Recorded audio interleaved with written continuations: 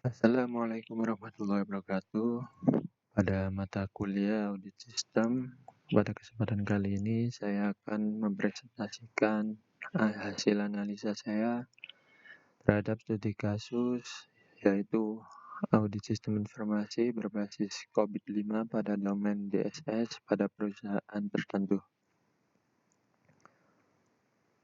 Sebelum itu, perkenalkan, nama saya Fahmi Adi Saputra, NIM 1910820011922 dari kelas 4B3 Informatika Universitas Muhammadiyah Sidoarjo.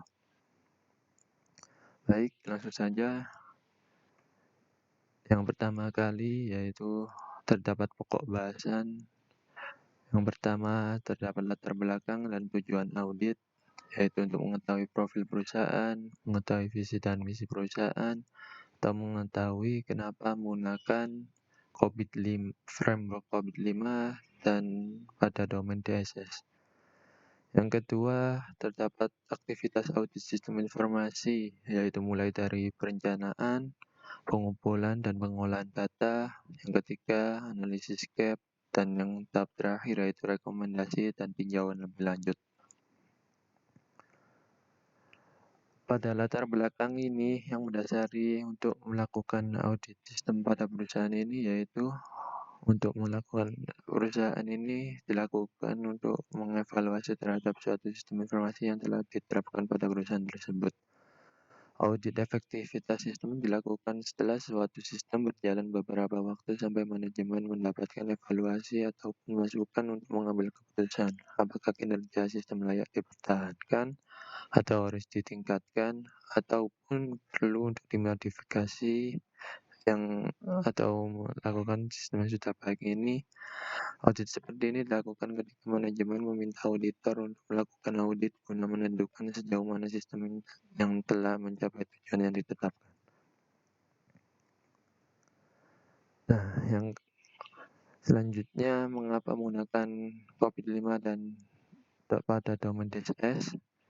Yaitu COVID-5 membantu enterprise membangun nilai yang optimal dari TI dengan mengelola keseimbangan antara realisasi manfaat dan optimasi level risiko dan penggunaan sumber daya.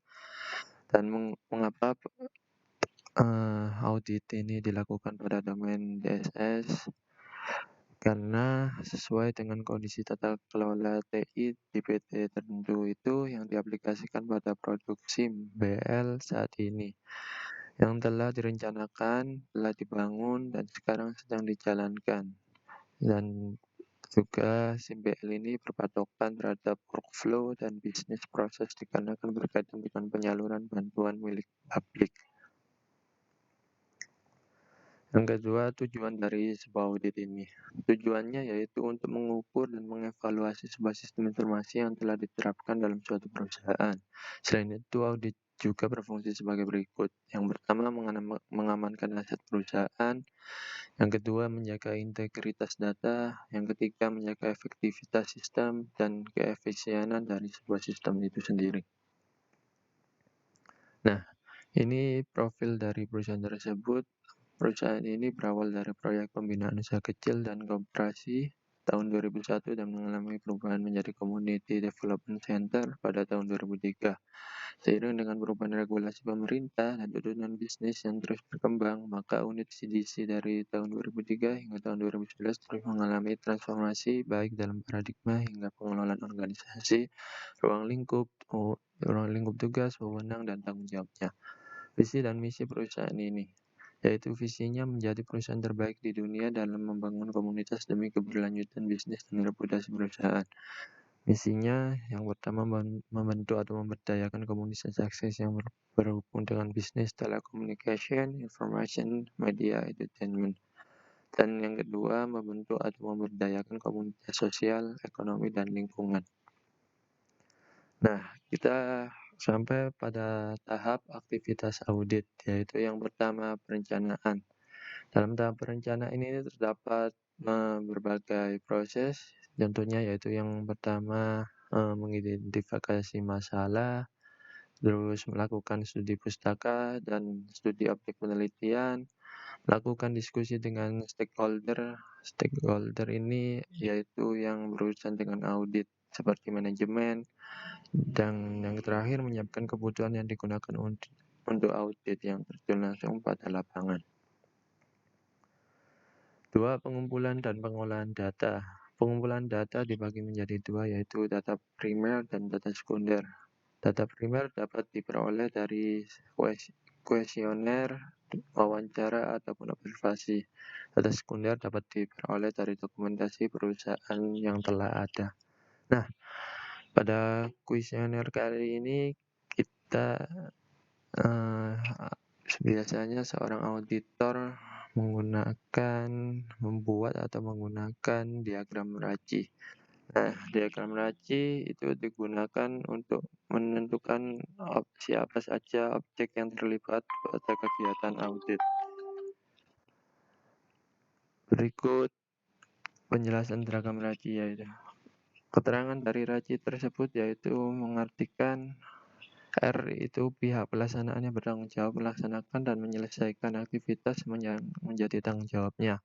Dan A, pihak Raci yang mengarahkan jalannya pelaksanaan aktivitas. C, pihak menjadi tempat konsultasi. Dan I, pihak sebagai informan.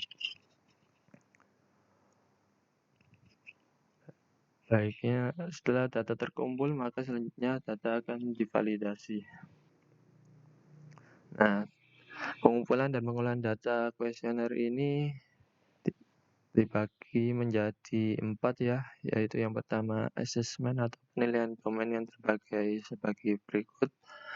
Pertama, DSS 01 mengelola operasi, DSS 02 mengelola permintaan layanan dan insiden, DSS 03 mengelola masalah, DSS 04 mengelola keberlanjutan, DSS 05 mengelola keamanan layanan, dan DSS 06 mengelola kontrol proses bisnis. Dan berikut adalah analisis dari kuesioner tersebut.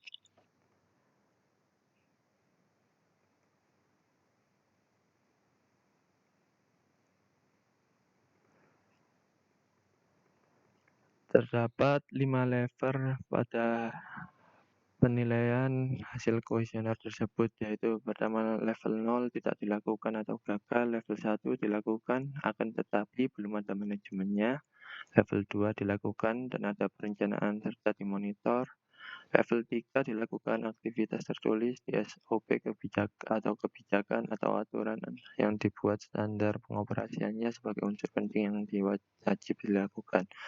Nah, level 4 dilakukan aktivitas tertulis di SOP ini baik ada penerapan ukuran layanan informasi optimal yang harus dihasilkan. Level 5 dilakukan ada inovasi dan strategi pengembangan aktivitas sesuai hasil analisis aktivitas yang telah terstandarisasi sebelumnya. Langsung saja pada analisis perusahaan ini.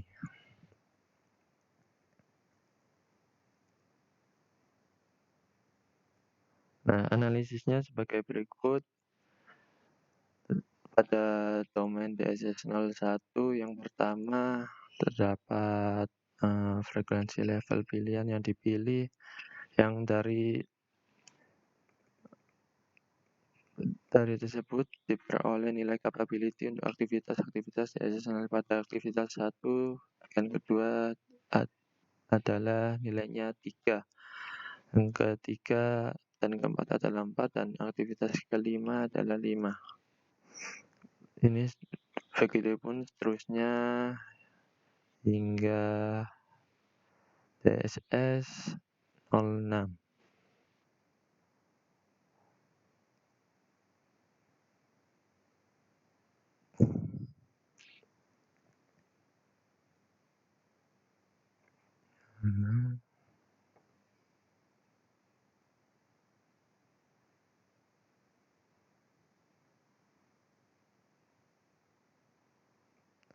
Nah, terakhir DSS 06 yaitu mengamankan aset dan informasi. Dan selanjutnya yaitu merekap nilai dari hasil kuesioner tersebut. Yang pertama, TSS 01 mengelola operasi level rata-rata 4,118 dan pembulatan levelnya adalah 4. TSS 02 juga demikian hingga TSS 003 juga 4, TSS 04 nilainya 3, TSS 05 nilainya 4, dan TSS 06 nilainya 4. Yang ketiga, mengumpulkan bukti. Dan mengumpulkan bukti kali ini juga dirangkum apakah keberadaan output ada atau tidak. Jika ada, maka dirangkum ada. Jika tidak ada, harus dikatakan juga tidak ada. Karena audit harus real sesuai dengan objek yang dinilai.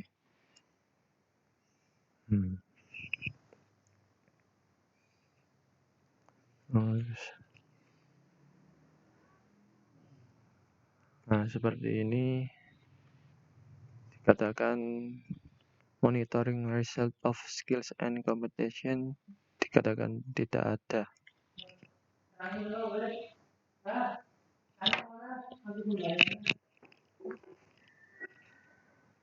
Dan yang keempat, menilai kondisi.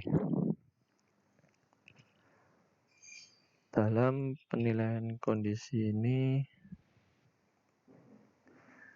dirangkum dari TSS 01 hingga TSS 04 seperti TSS 01 dapat menjalankan absensi dan rekap aktivitas dilakukan dengan baik dengan dilakukan selama 24 jam.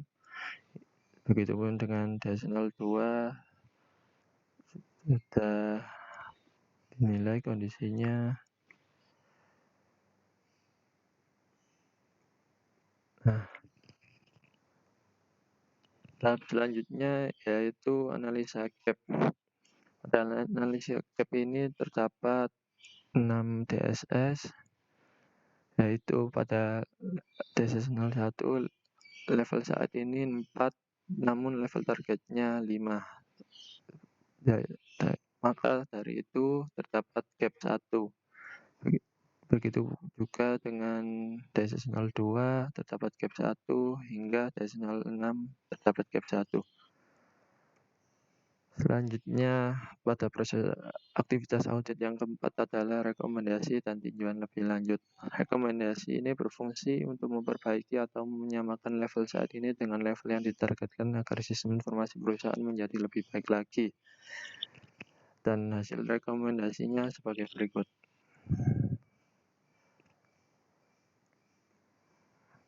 Rekomendasi TSS 01 mengenai pengembangan kesadaran dan pemahaman untuk menjaga perangkat dan infrastruktur IT kepada staf melalui training atau pelatihan, himbauan melalui gambar dan tulisan di sudut ruangan ketika login komputer. Adapun selanjutnya rekomendasi TSS 02 juga sama hingga rekomendasi domain yang ke-6.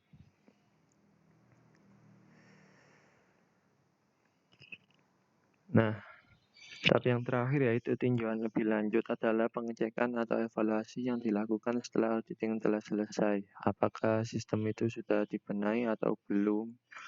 Apakah sudah dikerjakan apa yang menjadi rekomendasi tersebut atau belum? Nah, sekian dari video saya. Jika ada kesalahan atau salah kata, baik yang buruk maupun yang benar, saya mohon maaf. Assalamualaikum warahmatullahi wabarakatuh.